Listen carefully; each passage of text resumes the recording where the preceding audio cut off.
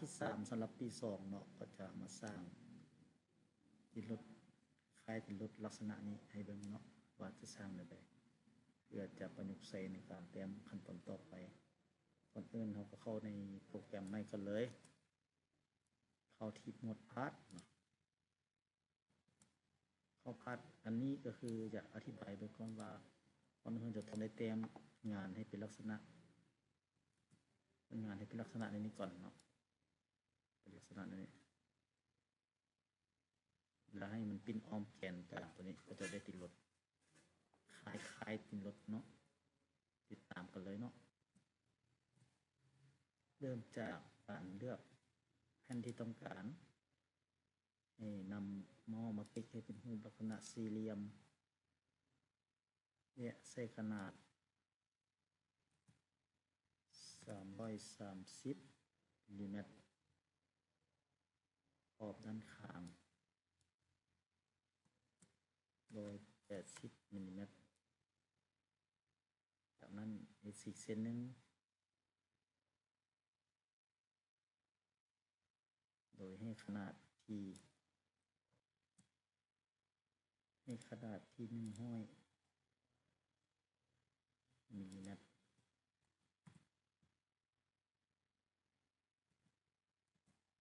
นี้ทำการใส่วงมุมด้านแทงโดยให้ขนาดที่10มิลลิเมตร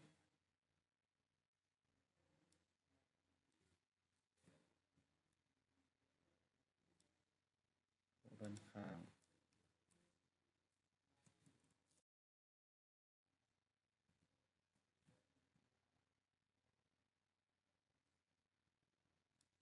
ให้50มิลลิเมตรเป็น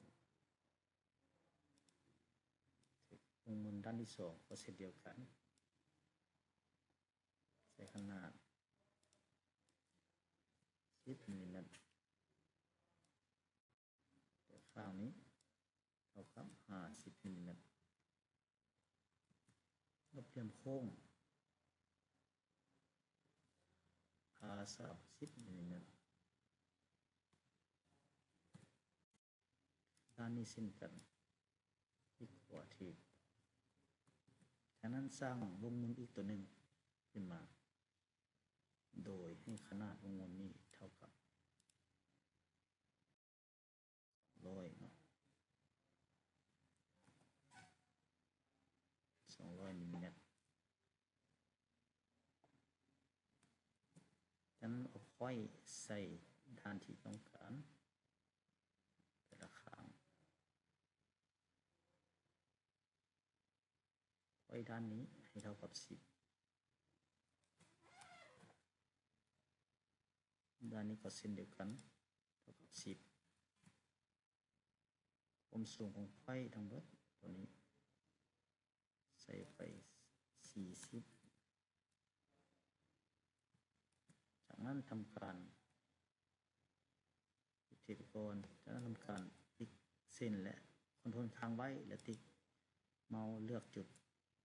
แล้วมาเลือก make coincident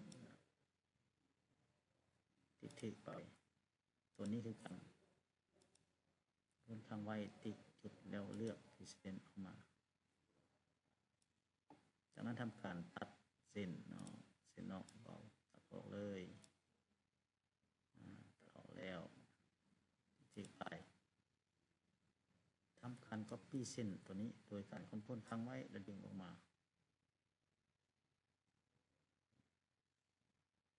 นำเมาส์มาลากนี่ตรงหนึ่งเนี่ยมาลากนี่เส้นหนึ่งก็จะได้เส้นจุดตัดทำการมาสร้างวงมุมอีกวงมุมหนึ่งโดยขนาดวงมุมตัวนี้ใส่ที่ขนาด25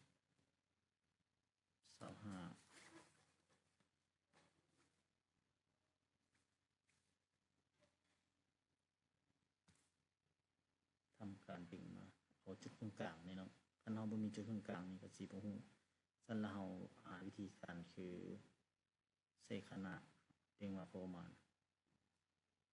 แล้วใส่ขนาดตรงกลางและขอบ5มิลลิเมตร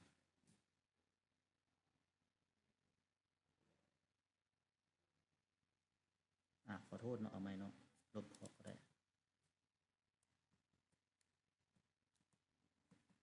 ขอกลับขึ้นนิดนึงโอเคนี่เขาออกมาพอประมาณเนาะ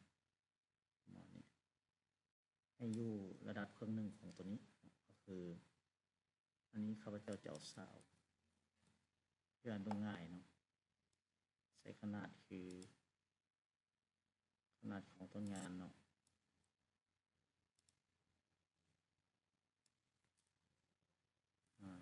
อันนี้ก็10เนาะ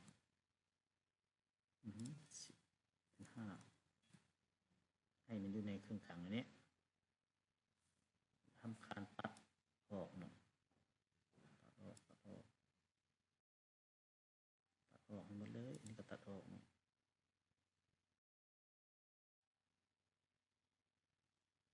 อันนี้ก็ copy ออกมา copy ออกมา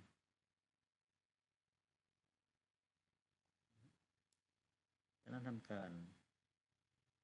นำเมาส์นี่มาติ๊กใส่ส่วนเครื่องกลางหรือจะให้ตัวนี้กับตัวนี้เข้ากันก่อนเข้ากันแต่มันง่ายเลยโดยเอาตัวนี้มาให้มันอยู่ใน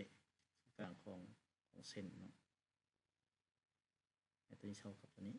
และตัวนี้คือมันอยู่ตรงกลางเส้นโดยใช้ขนาดมิลลิเมตรเท่ากันและทำการตัดออกเบิดตรงนอกตัดออกทีมแอดตี้เนาะตัดออกตัดตัวนี้ออกเลยโอเคอันนี้ตัดออกกันก็ได้เนาะตัดออกกันก็ได้อันนี้ก็ตัดออกเช่นเดียวกันตัดออกไปเลยเนาะจากนั้นที่เครื่องหมายชื่อเรียกมาใส่คำสั่ง offset identity เลือก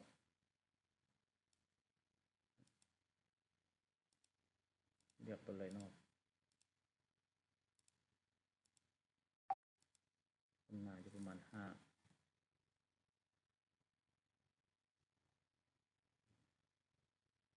มิลถ้ามันน้อยกว่าตัวนี้ละได้เนาะมันใหญ่กว่าตัวนี้โค้งบ่ได้เนาะเริ่มในแค่โค้งมันซื่อเนาะที่สิได้เนาะนั้นเราทำการปิดหูตัวนี้และปิดหูตัวนี้จากนั้นทำการปิดคือและเปลี่ยนเส้นซื่อจากเส้นนี้โดยใช้คำสั่งของ construction geometry เนาะที่เข้าไปเนี่ยมันจะเปลี่ยนให้จากนั้นทำการใช้คำสั่ง remove both bed เนาะอันทำปฏิกใส่เซนเตอร์ตัวนี้มันจะบกขึ้นมาเลยเนาะปฏิกใส่เซนเตอร์ตัวนี้จากนั้นทำการชื่อจะได้คล้ายเกือบคือเนาะขอบอันนี้เป็นตีนรถเนาะแต่เขายังไม่ได้ลงลายเท่าเนาะเดี๋ยวเขาจะจึงลงลายใหม่ขั้นตอนต่อไปเป็นการใส่ซื้อยี่ห้อโดยเลือกที่17แล้วที่ normal tool แล้วใส่วงวนให้กลายเป็นนิดนึงเนาะจากนั้นอีกทีเลือกที่รูปภาพแล้วเขียนใส่ยี่ห้อ BTBST จากนั้นก็เลือกขนาดขยายเป็นตัวอักษรใหญ่ๆนะในนี้จะใช้อยู่ประมาณ130ที่ตัวอักษรก็จะเป็นอันนี้อยู่ตรงกลางนี่สลับตัวอักษรแต่ยักมันอยู่ข้างกลางใดครับเนาะมันอยู่ข้างกลางแล้วด้วยยักไปสิก็ได้เนาะว่าจะปะไว้บนเตาเบิ่งว่าตัวหนังสือมันใหญ่มันน้อยอยู่ไหนเนาะก็ต้องพลิกไปหากมันใหญ่มันหยัดลงมามันให้ มันอยู่ในขอบที่ต้องการเฮาจากนั้นก็คือถ้าไปต้องการเพิ่มก็ใส่อีกได้แต่ว่าเอาส่วนนี้ก็พอจากนั้นก็เฮ็ดตัวหนังสือดูนขึ้นโดยการคลิกที่รูปตัวหนังสือนี่อีกทีนึงที่2คือเฮาหลังจากเราได้แล้วเฮาก็คือเฮาลบเส้นตัวนี้ออกเนาะเอาคำสั่งแล้วมันก็จะดูให้ดูประมาณจาก1มิลนะก็จะมีตัวหนังสือนี้ขึ้นมาให้อาจจะตกแต่งเป็นตัว C ก็ได้เนาะ